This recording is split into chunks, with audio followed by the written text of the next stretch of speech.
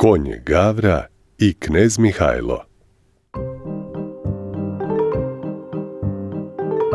Kada neko dođe na presto, postane kralj ili knez i kasnije učini velike stvari za svoj narod, onda se nekako malo po malo zaborave ili prosto prestanu da prepričavaju zgode i nezgode, nevaljalstva i sve ono što ne priliči jednom kralju, odnosno knezu.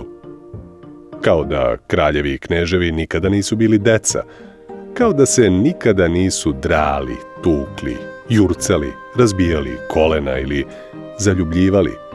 Priča se samo o njihovim podvizima i junaštvima. Tako i danas svi znaju da je naš knez Mihajlo konačno izbacio Turke iz Beograda. Dosadili su bili Turci i Bogu i narodu, te su i Bog i narod bili ponosni kada je knez Mihajlo konačno dobio ključeve našeg Beograda da on njime vlada, a ne tamo neki Turci. Ali ono o čemu se danas nikako ne priča jeste jedno Mihajlovo dečačko nevaljalstvo. Samo nas jedan konj, baš onaj na Trgu Republike, podsjeća na zgodu, to jest nezgodu, koju ću vam ispričati. Mihajlo je kao dečak imao konja Gavru. Kupio mu ga je bio njegov tata, knez Miloš Obrenović, na svom putu u Austriju. Gavra je bio mlad, lep i ponosit konj, uvek čist i očešljan, sa uzdignutom glavom, snažnim nogama i raskošnim repom. Bio je ponosan Mihajlo na njega. Vodio ga je kroz Beograd da ga pokaže svima i svi su mu zavideli, i Srbi i Turci. Mihajlo ga je hranio, donosio mu vodu, kupao ga, mazio, jahao i čudom se čudio kako to Gavra može da spava stojeći. Ti konji baš su neki čudan soj. Jedino što se Mihajlu na Gavri nije svidelo bio je njegov rep. Bio je toliko čupav da je delovao nekako neuredno. Češljao ga je Mihajlo i češljao, ali čim bi se Gavra barem malo protresao, rep bi se raščupao i nervirao Mihajla. I znate već i sami kako deca lako dođu na neverovatne ideje. Tako, jedne noći, odlučio je Mihajlo da Gavri ošiša rep da bi bio još lepši. Uzeo je makaze dok je Gavra spavao i štric, štric, štric. Za nekoliko minuta repa više nije bilo. Ponosno je Mihajlo stajao iza konja i gledao u delo svojih ruku kada se Gavra probudio. Konj je samo okrenuo glavu nalevo, video da nema više njegovog raskošnog repa, ugledao dečaka s makazama i u svojoj ljutnji snažno zabacio zadnje noge unazad. Mihajlo se uplašio, odskočio u stranu, sapleo neki panj koji se tu našao i pao pravo na usta, izbivši 2 zuba. Mada su zubići bili mlečni i već se uveliko klatili, dečak je, ugledavši krv i uplašen od Gavrinog besa, pobegao iz štale i od tog trenutka dugo se više u nju nije vraćao. Osjećao se Mihajlo krivim i nije mogao Gavru više u oči da pogleda. Počeo je i da strahuje od ovih ponosnih životinja, i to ne samo od Gavre, nego od svih konja u Beogradu. Nije bilo šanse više jednog jedinog da zajaše. Sve bi to bilo manje više u redu da sam Mihajlo jednog dana nije trebalo da postane knez. Trebalo je da nasledi presto od svog tate Miloša, a jedan vladar da ne sme da jaše konja. Pa to u Srbiji još niko nije video. Pokušavali su i Miloš i Mihajlova mama Ljubica da reše ovaj problem. Kupili su mu u Mađarskoj i drugog konja, Mrđana, pa posle u Rumuniji i Vranca.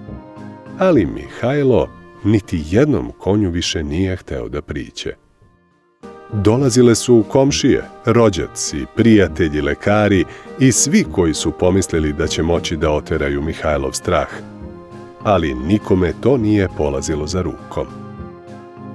Povukao se Mihajlo u sebe. Sve se manje smejao i trčao, a sve više čitao i razmišljao o politici, Turcima i Beogradu. Međutim, jednog jutra dok je knez Miloš bio u Topčideru sa svojim državnicima, iz sobe knjeginje Ljubice začula se strašna cika. U pomoć! U pomoć! Vikala je Ljubica, ko da joj je tigar uleteo u sobu. Mihajlo je s mesta skočio iz kreveta, potrčao u maminu sobu i video Ljubicu kako stoji na stolici. Ispred stolice, izbezumljen od silne vriske, stajao je mali, sivi, dugorepi miš.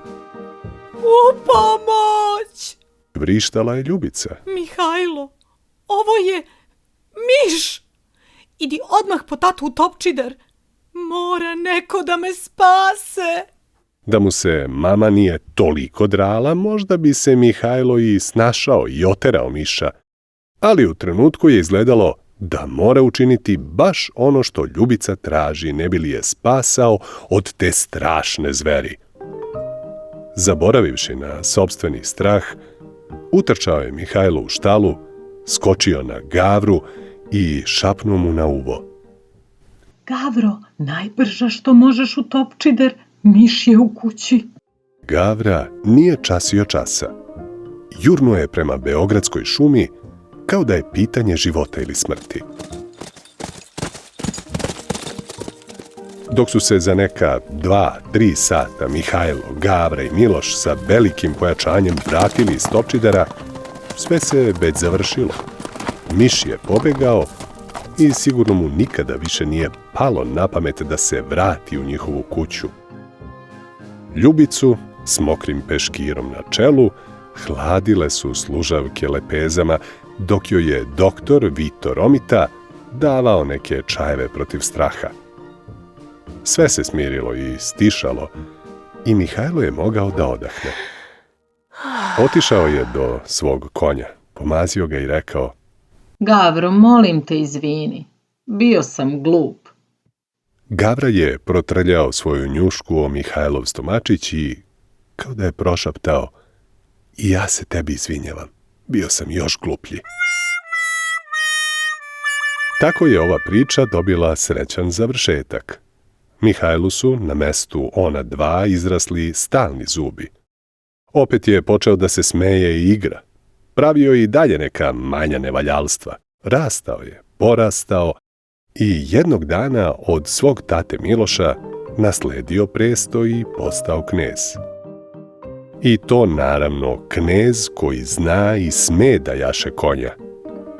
Gavri je rep posle nekog vremena porastao, pa je ponovo počeo poput pauna da se šepuri Beogradom.